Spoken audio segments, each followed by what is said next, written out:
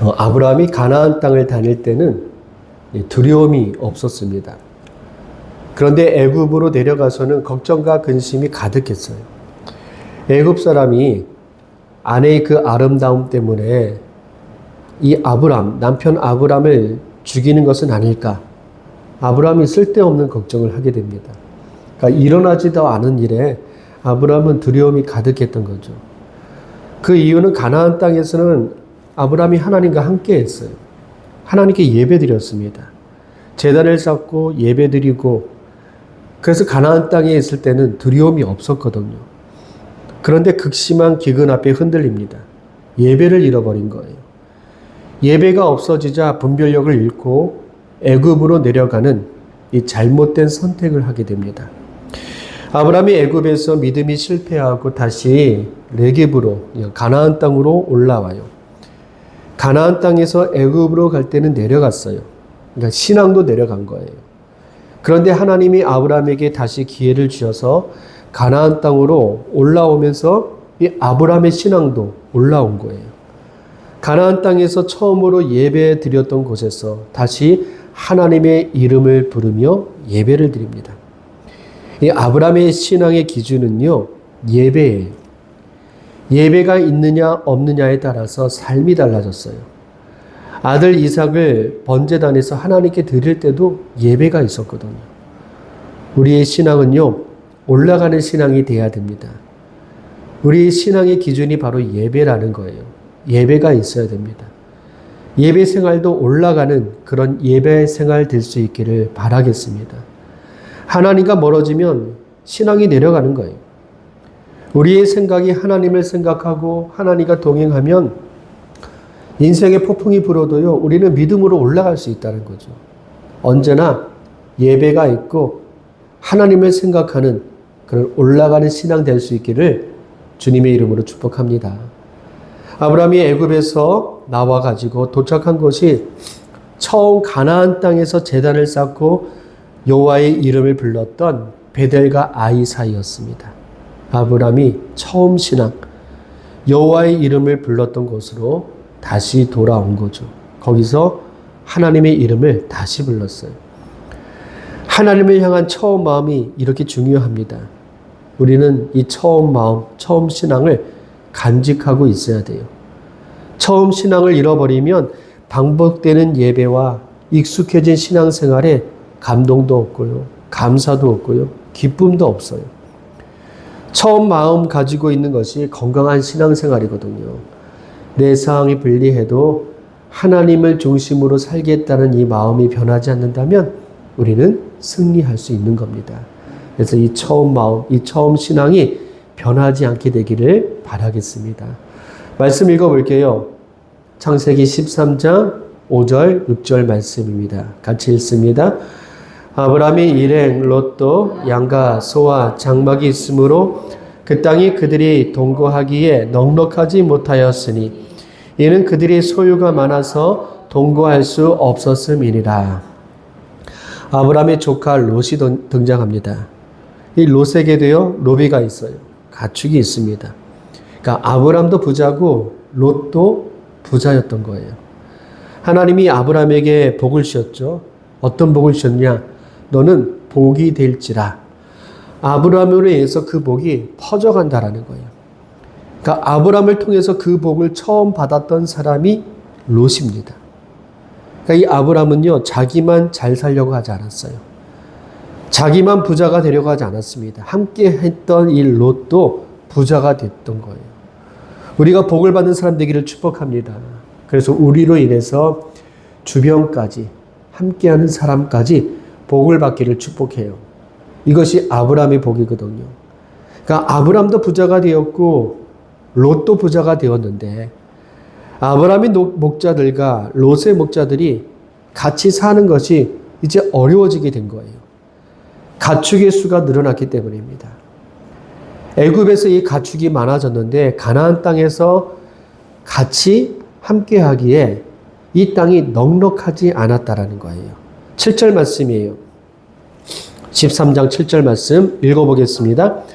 그러므로 아브라함의 가축의 목자와 롯의 가축의 목자가 서로 다투고 또 가나안 사람과 브리스 사람도 그 땅에 거주하였는지라. 아브람과 롯이 거주하는 땅에는요, 지금 가나안 사람, 브리스 사람도 있었습니다. 오래전부터 살고 있었던 사람들이에요. 풀과 물이 많은 곳에는요, 이미 가나안 사람들이 차지하고 거기서 살고 있었다라는 거예요. 그래서 이 가나안 사람들이 차지하고 남은 땅에 지금 아브람과 롯이 살아야 되는데 가축이 많아지니까 같이 살 수가 없었던 거예요. 그래서 이 아브람의 목자와 롯의 목자가 풀이 있는 땅을 지금 차지하려고 싸움이 벌어진 겁니다. 여러분, 우리의 다툼이 때로는 물질이 많아지면 생기기도 해요. 형제가 가난할 때는요, 서로 사랑하다가 이 돌아가신 부모님의 유산이 많아지면 그 유산 때문에 싸움이 벌어지기도 하는 거예요. 그래서 우리에게 소유가 많고 적은 것이 중요한 게 아닙니다. 이 아브람과 롯이 문제를 풀어가는 이 모습을 보면서 이 인생에서 중요한 것을 우리가 찾을 수가 있습니다. 지금 아브람이 이 문제를 어떻게 해결하고 있느냐? 8절 말씀이에요. 8절 말씀 같이 읽어봅니다. 아브람이 롯에게 이르되 우리는 한 친족이라 나나 너나 내 목자나 너희 목자나 서로 다투게 하지 말자. 아브람과 롯은 친족입니다. 롯은 아브람의 조카죠. 롯의 아버지가 아브람에게는 동생이었어요. 그런데 동생이 형 아브람보다 먼저 죽었거든요. 그래서 이 롯에게 아브람은 삼촌이면서 아버지인 거예요. 아브람에게 이 롯은요, 자식이나 마찬가지입니다.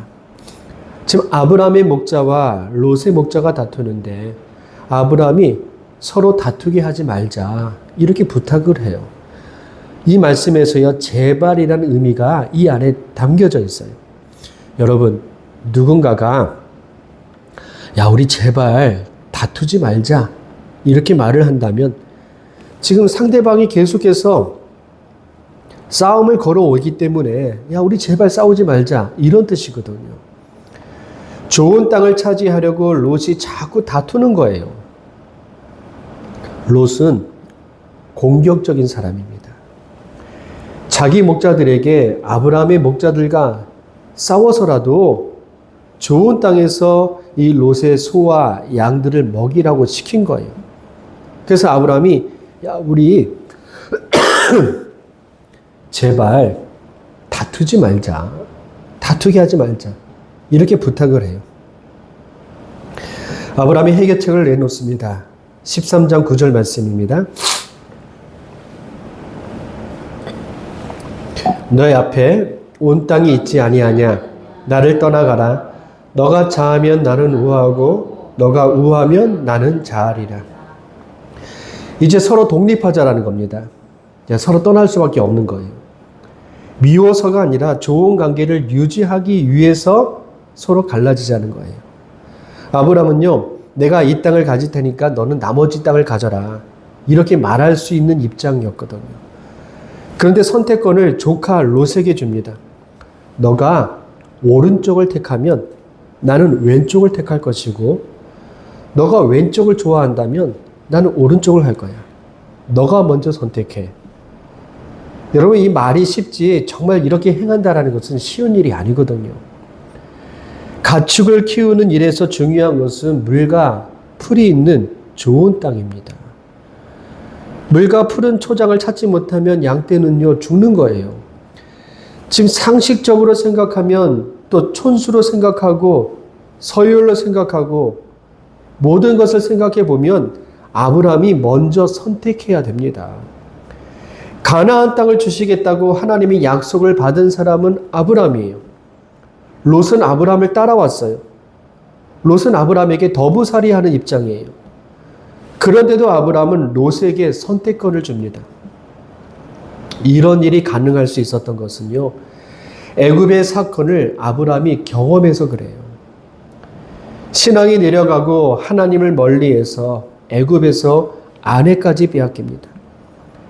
그런데 하나님은요, 아내를 찾아주고 아브람의 인생을 책임져 주셨어요.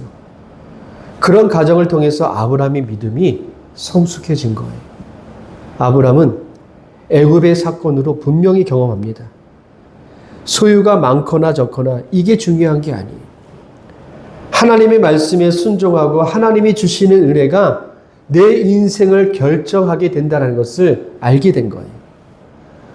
극심한 가뭄이 있는 가나안 땅에서 물이 풍족한 애굽으로 내려갔지만 아브라함이 자기 뜻대로 된 것이 하나도 없었습니다. 자기 뜻은 실패했어요. 그런데도 하나님의 은혜로 아브라함의 인생이 다시 세워질 수 있었어요. 그래서 중요한 것은 하나님의 말씀에 순종하는 삶이 중요한 것이고 하나님의 은혜로 살아가는 것이 진짜이다. 이걸 알기 때문에 지금 문제가 발생했을 때 롯에게 져줄 수가 있었던 거예요. 롯에게 양보했던 겁니다. 아브라함은 자기 힘을 믿지 않고 하나님을 믿었어요. 하나님이 복을 주시기로 약속하셨으니까 하나님이 갚아주실 거야. 하나님이 복을 주실 거야. 이걸 믿었던 거예요.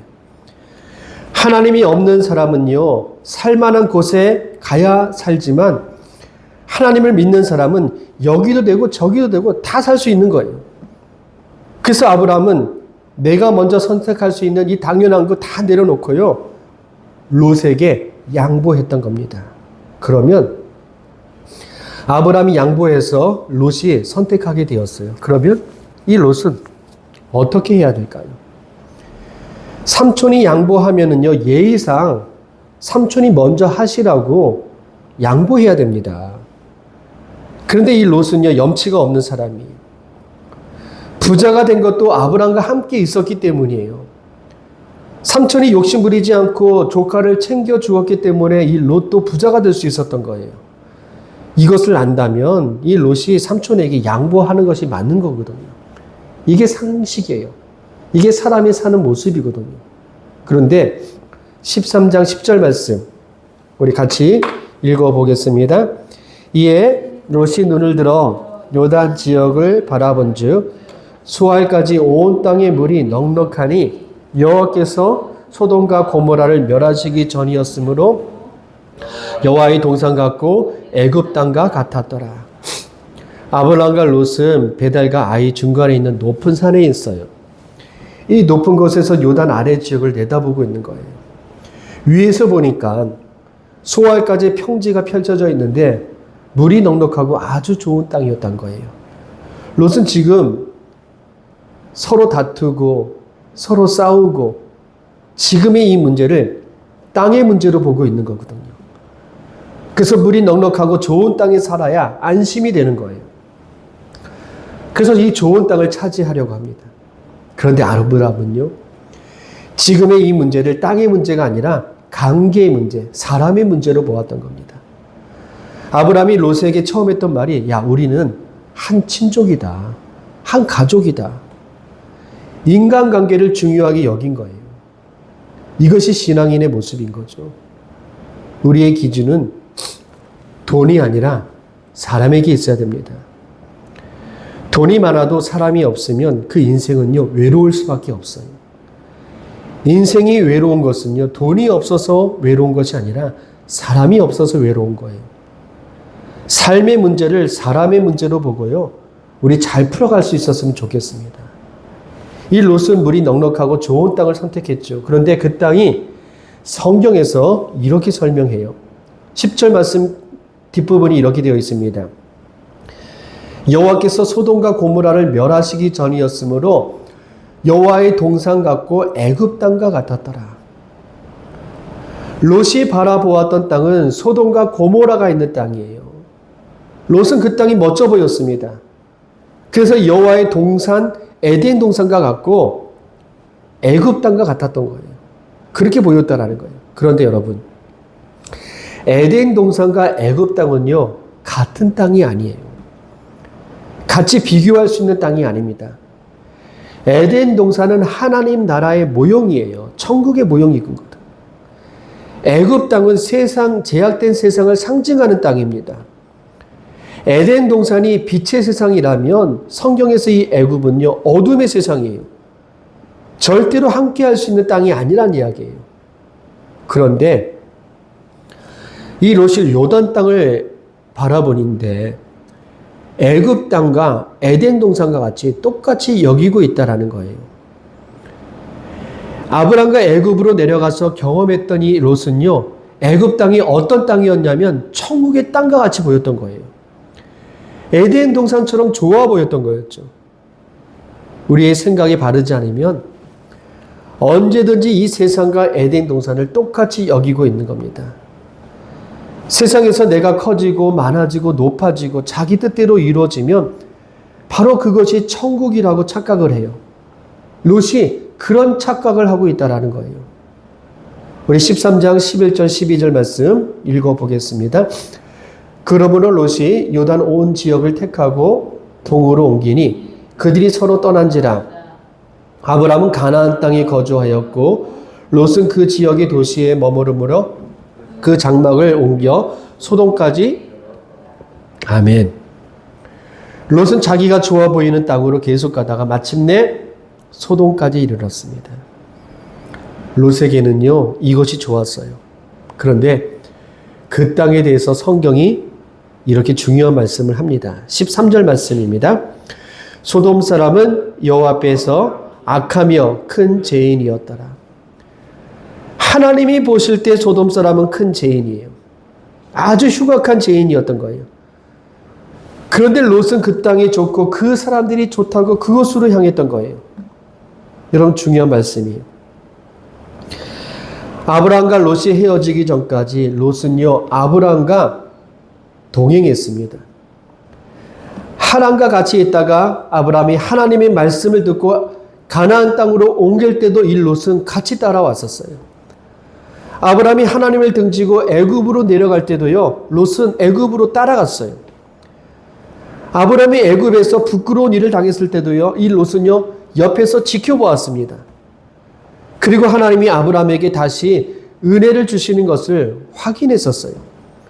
그래서 아브람이 가나안에서 다시 신앙이 회복하면서 살아가는 그 모습을 이 롯도 목격했습니다. 그런데 이 롯의 삶의 내용은요, 아브람과 달랐다라는 거예요.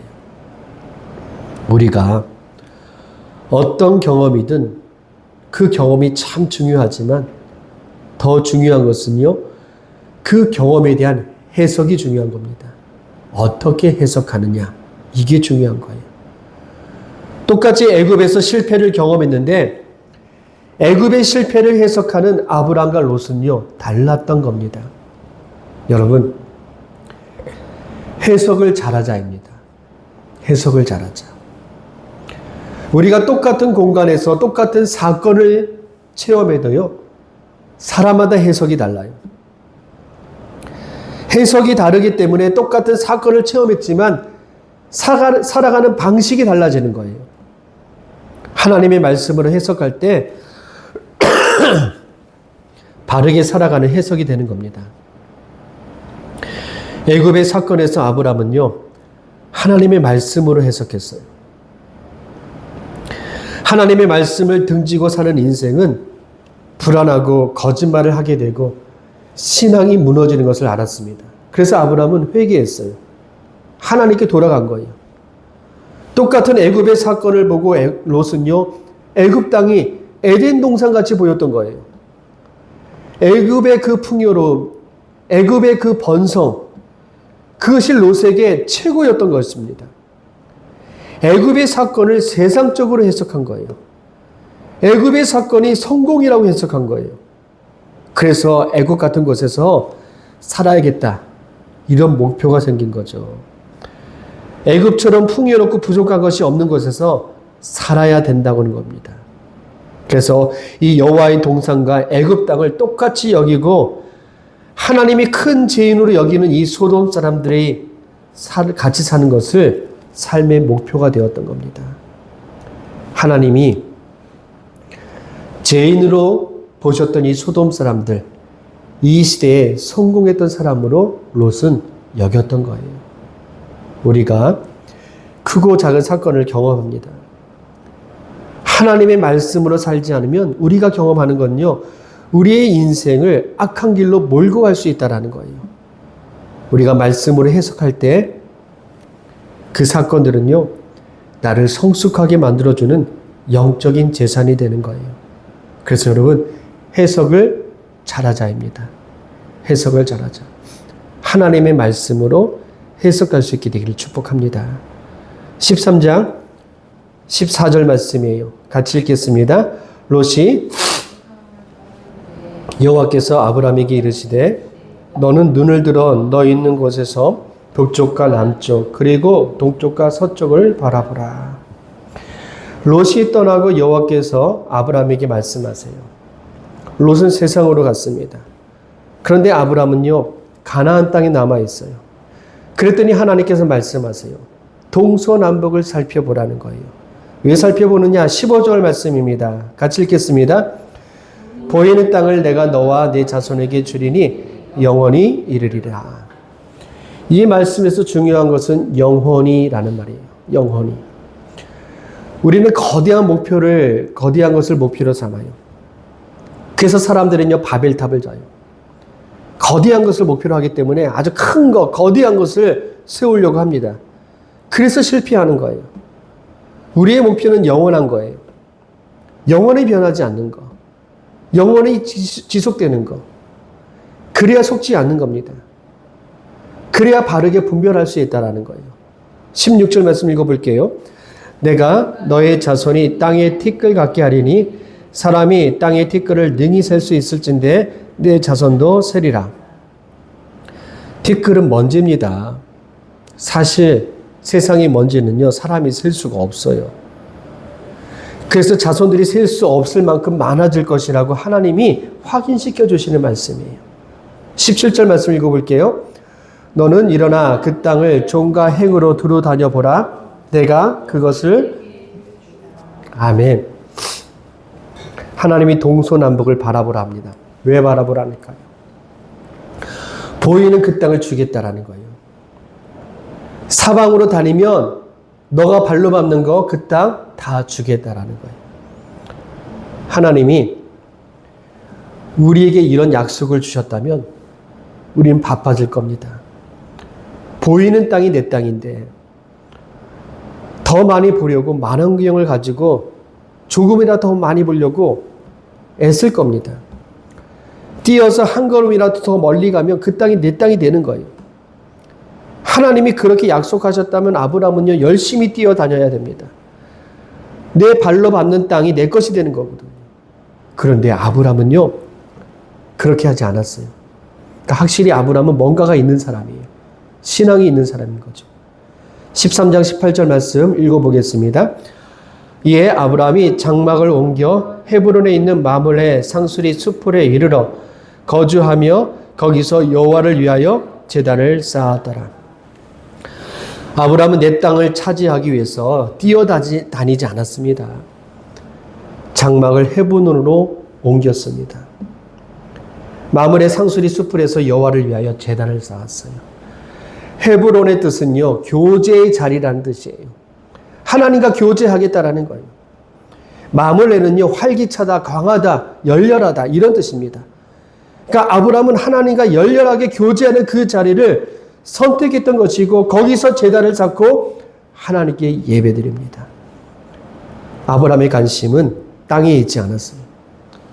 하나님에게 있었습니다. 이것이 아브라함을 복되게 했어요. 아브라함은 하나님의 약속을 받을 수 있는 그릇이 될 수 있도록 믿음의 사람이 되는 일에 힘썼던 겁니다. 하나님과 교제했어요. 하나님께 예배드렸습니다. 그래서 헤브론 마물레에서 하나님과 뜨겁게 교제하는 믿음의 사람이 되었던 겁니다. 문제는 롯이죠. 아브라함은 헤브론에서 하나님께 예배를 드리고 있는데 롯은 소돔으로 갑니다. 여러분, 이때부터요, 인간에는요, 두 가지 길이 생긴 거예요. 헤브론의 길과 소돔의 길입니다. 지금도 마찬가지예요. 창세기에서 요한계시록까지 이 성경의 역사를 보면은요, 하나님을 믿는 사람들도 소돔의 길로 가고 있어요. 지극히 적은 사람이 좁은 문을 통과하고 헤브론의 길을 가고 있는 겁니다. 예수님이 좁은 문으로 들어가라. 넓은 문은 사람들이 많이 들어가지만 그 문은 멸망의 문이다. 좁은 문은 협착하지만 작지만 생명의 문이다. 이렇게 말씀하셨어요. 예수님이 말씀하신 이 좁은 문과 넓은 문이 오늘 말씀에서 소돔의 길과 헤브론의 길이라는 거예요. 소돔과 헤브론의 길을 비교한다면 헤브론은 하나님 중심입니다. 하나님이 먼저예요. 예배가 먼저라는 거예요. 소돔의 길은 세상에서 성공하고 많은 것을 누리는 것처럼 보이지만 결국 허망하게 끝나고 맙니다. 롯처럼 망하는 거예요. 롯만 망하는 것이 아니라 온 가족이 망하는 것입니다. 헤브론의 길이 영원합니다. 예배하는 사람이 영원한 거예요. 아브라함처럼 예배드리는 사람, 하나님과 함께하는 사람, 이렇게 하나님으로 살아가는 우리의 인생이 될 수 있기를 축복합니다. 우리 같이 기도합니다. 하나님이 아브라함의 인생의 목자가 되어 주셨듯이 우리의 인생에도 목자가 되어 주셨어요. 자손 대대로 하나님께서 하나님의 사람으로 우리와 우리의 자손들이 사용되어지게 하실 겁니다. 우리는요, 눈을 들어 하나님을 바라보며 우리의 평생의 헤브론의 길, 믿음의 길, 말씀의 길, 예배의 길이 되기를 우리 같이 기도하겠습니다. 기도합니다.